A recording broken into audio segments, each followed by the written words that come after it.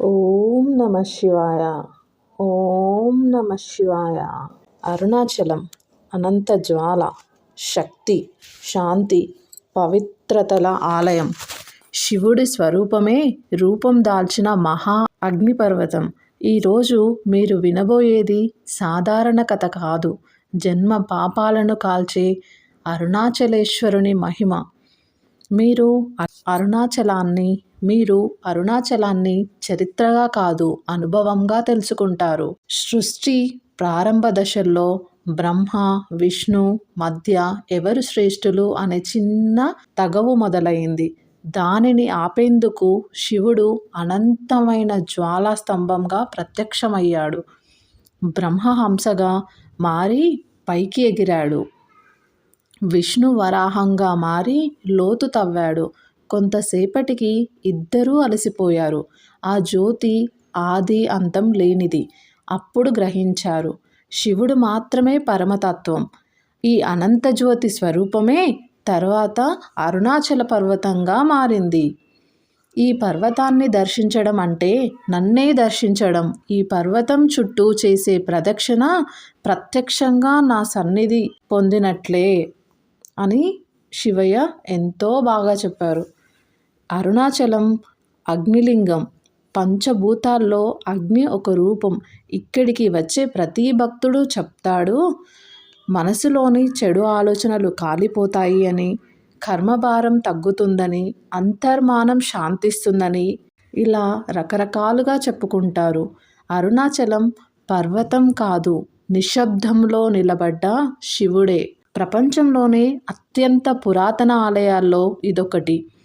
25 ఎకరాల విస్తీర్ణంలో ఉన్న ఈ ఆలయం 217 అడుగుల రాజగోపురం, 11 అంతస్తులు, రాతి గోడలు, 5 ప్రాకారాలు, పవిత్రమైన బ్రహ్మతీర్థం. చోళులు, పాండ్యులు, విజయనగర నాయక రాజులు దీన్ని అభివృద్ధి చేశారు. అరుణాచలేశ్వరుడు అగ్నిలింగ స్వరూపం.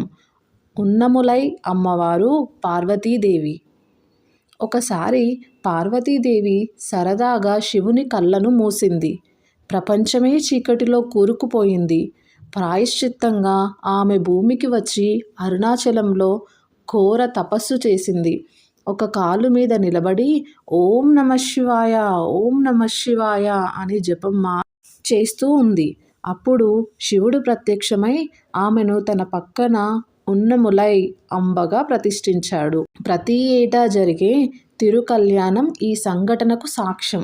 14 కిలోమీటర్ల ప్రదక్షిణ, గిరివలయం, భక్తుల జీవితాలను మార్చే మార్గం. ఎందుకు అంత పవిత్రం అంటే అరుణాచలం విడుదల చేసే కాస్మిక్ ఎనర్జీ, శివుడి తపస్సు శక్తి, పర్వతం నుంచి వెలువడే అగ్నితేజం. వీటి వల్ల చింతలు తగ్గుతాయి, కోరికలు నెరవేరుతాయి, రోగాలు తగ్గుతాయి, మనస్సు ప్రశాంతంగా ఉంటుంది, వ్యసనాలు పోతాయి, దురదృష్టం తొలగుతుంది. పర్వతం చుట్టూ ఉన్న అష్టలింగాలు దిగువైపులను రక్షించే దేవతలు. రమణ మహర్షి, శేషాద్రి స్వామి గారు, గుహైనామై శివాయ, అరుణగిరినాథర్ అందరూ ఇక్కడే దీర్ఘకాలం తపస్సు చేశారు. కార్తీక దీపం అద్భుతం ఏంటంటే కొండపై వెలిగించే దీపం ఎన్ని రోజులు వెలిగినా అందులో దైవిక ప్రకాశమే ఉంటుంది, వేడి కాదు. విభిన్న దిశల్లో చూసే ప్రతి ఒక్కరికి కొండ రూపం వేరేలా కనిపిస్తుంది. శివలింగంలా, ధ్యానస్థుడిలా, శివశయనంలాగా, ఇలా రకరకాలుగా కనిపిస్తుంది. ఇక్కడికి వచ్చిన భక్తులకి మానసిక వ్యధలు పోతాయి, వ్యసనాలు మానిపోతాయి, డిప్రెషన్ తగ్గిపోతుంది, భయాలు తొలగిపోతాయి.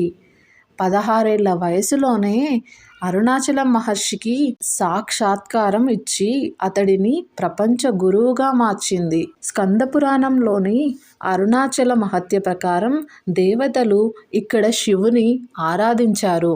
ఋషుల తపోబలంతో రాక్షసులు నశించారు.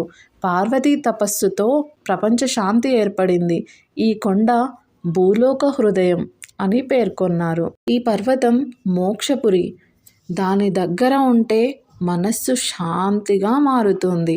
అరుణాచలంలో 12 రహస్య స్థలాలు ఉన్నాయి. ఆశ్రమం, విరూపాక్ష గుహ, స్కందాశ్రమం, శేషాద్రి ఆశ్రమం, పవలకుండ్రు, గౌతమ ఆశ్రమం, కుబేరలింగం, ఈశాన్యలింగం, దుర్గాదేవి ఆలయం, ఇంద్రలింగం, వరుణలింగం, అగ్నిలింగం, యమలింగం. ప్రతి స్థలం శివుని ప్రత్యేక శక్తిని కలిగి ఉంది. కార్తీక దీపం అత్యంత పెద్ద ఉత్సవం. లక్షలాది మంది భక్తులు ఇక్కడ దర్శనానికి వస్తారు. ప్రతి నెల పౌర్ణమి నాడు కోట్లాది అడుగులు శివపర్వతాన్ని సందర్శిస్తాయి.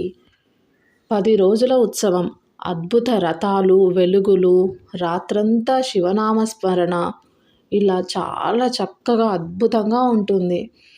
ఇన్ని సంవత్సరాలుగా చెప్పబడిన కథలు ఒక్క గిరివలయం తర్వాత ఉద్యోగం దొరికింది, కుటుంబ తగాదాలు పోయాయి, ఆరోగ్య సమస్యలు తగ్గాయి, ధ్యానం సులభమైంది, నమ్మకం పెరిగింది, జీవితంలో మార్పులు వచ్చాయి, ఇవన్నీ చెప్పుతూ వచ్చారు. అరుణాచలం శివుడే మౌనంగా నిలిచిన రూపం. అరుణాచలంలో మనకు 3 విషయాలను నేర్పుతుంది. ఏంటంటే అవి: భయాలను విడిచిపెట్టు, నిన్ను నువ్వు నమ్ముకో, ఈగోని దహనం చేసుకో. శివుడి నామం అరుణాచల శివ, అరుణాచల శివ. ఈ జపం చాలు మనసు ప్రశాంతమవుతుంది. ఈ అరుణాచల కథ మీ హృదయాన్ని తాకిందని నమ్ముతున్నాను. అరుణాచలేశ్వరుడు మీకు ఆరోగ్యం, శాంతి, ఐశ్వర్యం ప్రసాదిస్తారు. అనాది కాలం నుంచి శివుడి మౌన స్వరూపంగా నిలబడ్డ అరుణాచల మహిమను విన్నందుకు మీ జన్మ తరిస్తుంది. ఈ వీడియోను మీకు నచ్చితే లైక్ చేసి షేర్ చేయండి. భక్తి కథల కోసం మా ఛానల్ని సబ్స్క్రైబ్ చేసుకోండి. ఓం నమ శివాయ అని కింద కమెంట్ చేయండి.